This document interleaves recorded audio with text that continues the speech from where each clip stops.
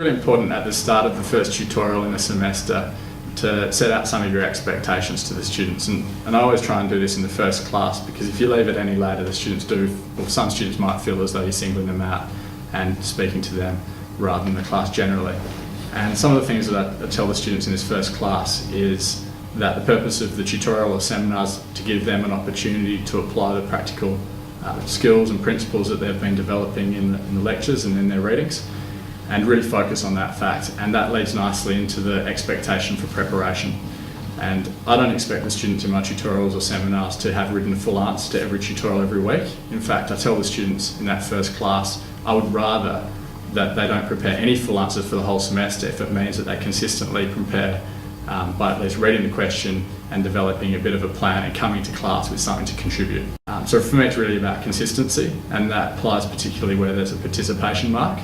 I don't want students to feel as though they have to dominate every class to get full participation,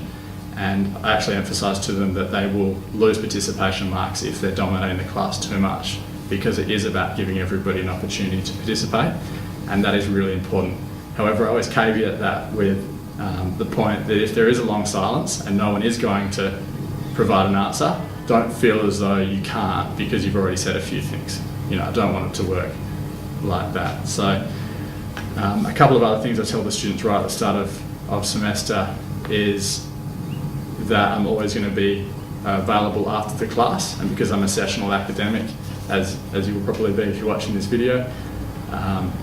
you might not have a regular consultation time on campus, but that one-to-one contact in person is so important to the students. And I do always try and allow 5 to 10 minutes, depending on the schedule for the day, just to stay around and have a chat to them if they are having any issues.